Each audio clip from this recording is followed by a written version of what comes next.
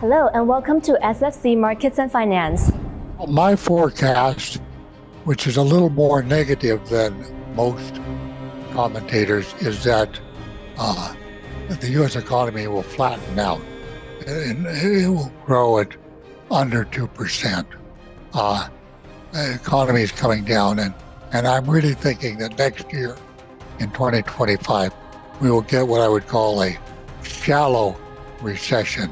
Today we delve into the critical role of the U.S. Federal Reserve, a central player in shaping economic trajectories not only within the United States but also globally. As the U.S. elections draw near, the Fed's decisions are increasingly under the microscope, carrying profound implications for both global and emerging markets. We'll explore potential shifts in international investment flows and evaluate how forthcoming monetary policies might impact major economies. Guiding us through these complex economic currents is Gary Hufbauer, a non-resident senior fellow at the Peterson Institute for International Economics. With his deep expertise and extensive experience in economic policy, Gary will offer us invaluable insights into the anticipated actions of the Federal Reserve and their global effects. Gary, it's a pleasure to have you with us today. Sure. Let's dive right into the heart of our discussion. Given the current economic climate, what kind of rate cut are you anticipating from the Federal Reserve, and what are the critical factors that you think will drive their decision? I think we'll see a 25 basis point reduction at the September 18th meeting. The critical factors are, first, that the labor market is slowing down a bit. But the second critical factor is that, as you know, we're quite close to the election, and the Federal Reserve does not want to appear to be supporting the incumbent party, that is Vice President Harris, in the election. So it wants to probably be pretty cautious on this rate move in September, not make too much noise. Given these factors, how long do you expect these rate cuts to continue? I think it's going to be for a year. I think we're going to get a second cut in November. The November meeting is right after the election. So whatever they do in November won't affect the election or be seen to affecting the election. But the reason I think it's a year, my view is that the labor market is going down, and we're going to see more rising unemployment and slowing economy in the year 2025. And consequently, if that view is correct, the Federal Reserve will compensate by cut. Chairman Powell has recently placed greater emphasis on the job market over immediate inflation concerns. How do you think this shift will affect the Fed's policy actions in the upcoming month?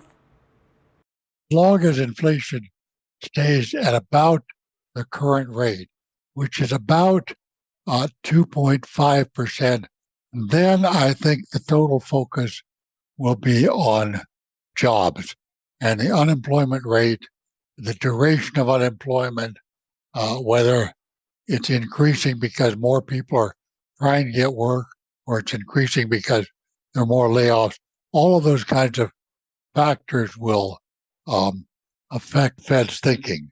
But I believe unemployment or employment figures will be the dominant talking point for the next 12 months.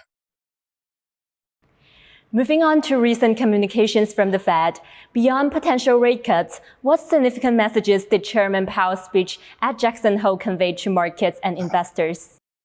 Well, Chairman Powell is very aware that you can have surprises, pleasant surprises or unpleasant surprises.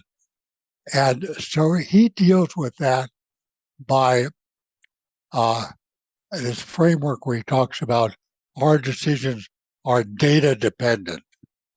So what that means is that if the numbers change, And in particular, if there's a bad surprise and inflation goes up, let's say above 3%, like to 3.2%, something like that, then he'll shift.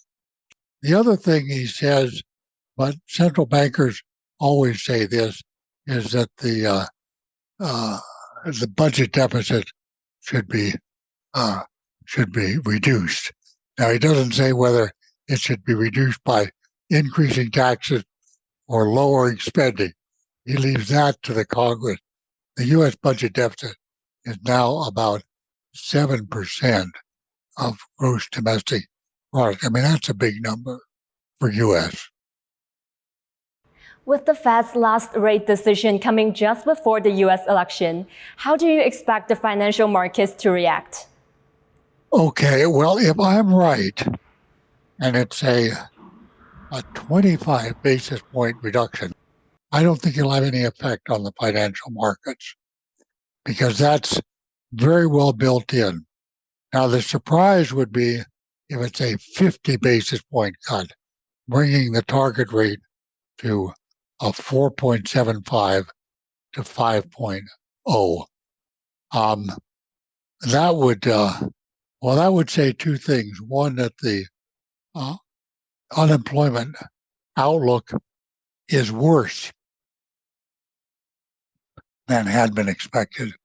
That would be one kind of negative thought, but also would mean that, that's usually good for the stock market when the interest rate goes down. There'll be two opposing forces.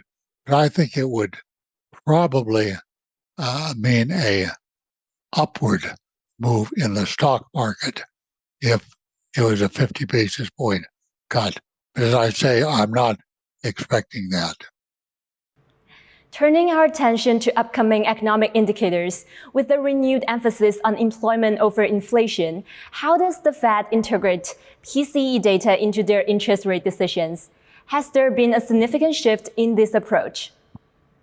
Well, they've been pretty clear that they're depending on the personal consumption expenditure guide, the PCE guide. Is the way they kind of vary their approach is they can talk about a 1 year move in the PCE or 6 months move in the PCE or 3 months move in the PCE.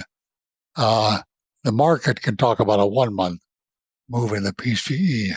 So by emphasizing a different period, they could put a little different spin on their outlook. So, for example, if the PCE, wasn't very good the most recent 3 months, but it looks pretty good for a 6 month or 1 year period, and the Fed is still focusing on jobs, it might emphasize the 6 month or 1 year period rather than the most recent 3 month period. That's kind of the flavor, but they really can't get away from the PCE without a big change. If they actually, let's say, shifted from the PCE to the consumer price index, the CPI, that would be quite a big policy shift. I don't think they'll do that, but it's possible they might under some circumstances. On a more global scale, as the U.S. potentially lowers its interest rates, what effect might this have on debt servicing and foreign investment flows into emerging markets? Well, for some time now, by which I mean a couple of years, capital flows to emerging markets have been down. And if you look at the exchange rates, for the most part, for the last couple of years, the exchange rates of emerging market currencies have dropped relative to the dollar. So their stock markets are weak, exchange rates are down. If the U.S. goes, as I am thinking on this cycle of a downward movement on the Federal Reserve policy rate, and maybe gets down as low as 3.75 to 4%. That will encourage capital flows to emerging markets. So that would reverse somewhat what's been happening for the last couple of years, and their exchange rates would strengthen. Now, in the case of China, there's the special circumstance of, the geopolitical tension between the U.S. and China. So the effect would not be maybe so direct of U.S. capital moving to China, but it would be other countries' capital, notably Europe and Japan, big sources of capital, and other places as well. Australia, for example, not a big source. Canada, not a big source, but a source. I think the flows would come that way into China. And I think, the Chinese RMB has been a little weak against the dollar. I think it would tend to strengthen it somewhat. Related to these dynamics, can you discuss how rate cuts might affect currency exchange rates? Is that when a country cuts its interest rate relative to other countries, its currency weakens. If it raises its interest rates relative to other countries, its currency strengthens. So right now, for example, you're seeing the British pound the strongest it has been in about 2 years. And the reason for that is not that the Bank of England is raising rates, but that other countries, the European Union and the U.S., are lowering rates. So as the U.S. Lowers its rate, which I'm expecting, I think the dollar will weaken somewhat against other currencies unless they at the same time do as much lowering as the U.S. But the U.S. will probably do more lowering than other countries. And as the U.S. lowers relative to other currencies, I expect the dollar to get a bit weaker in the next year. Like when I say a bit, I mean on a trade-weighted basis, maybe 5% weaker. That's a big number for a foreign exchange trader. With all these factors in play, what is your forecast for the U.S. economy for the remainder of this year, and where do you see interest rates heading by the end of 2024? Well, my forecast, which is a little more negative than most commentators, is that the U.S. economy will flatten out. It will grow at under 2%. The economy is coming down, and I'm really thinking that next year, in 2025, we will get what I would call a shallow recession. When I say shallow, I mean the gross domestic product drops, but drops by less than 1%. But still, it'll be called a recession in the financial markets if that's right.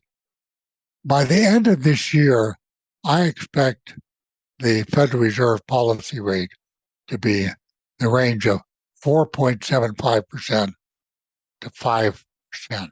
In other words, about 50 basis points lower. And if I'm right about the jobs and it's, the December season, the Christmas season is usually pretty strong on spending and on jobs. And if it's not so strong, maybe we get down to 4.5 to 4.75 rate with a cut in December. That'd be kind of a Christmas cut by the Federal Reserve, and that's possible. To wrap up our discussion, you've suggested the likelihood of a shallow recession. Why do you think this scenario is more plausible than achieving a soft landing, as some analysts might argue? The reason I think it should be a recession, or that we're heading for a recession is that if you look at credit card indebtedness by households, those numbers are going up. In other words, the higher delinquency rate of paying off credit card debt. That's one reason.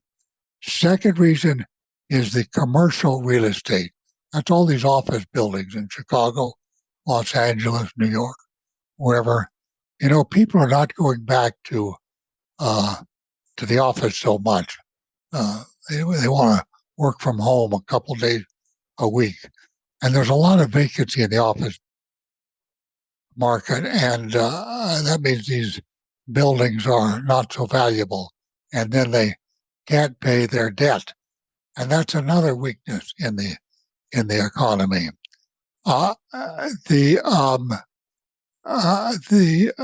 General an effect which is people don't talk about it so much anymore.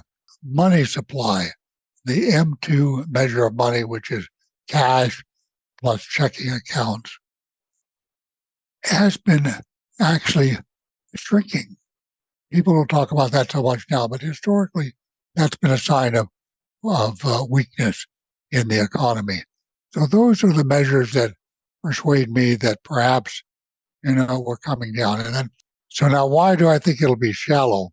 Well, the biggest reason is that the Federal Reserve has plenty of room to cut interest rates.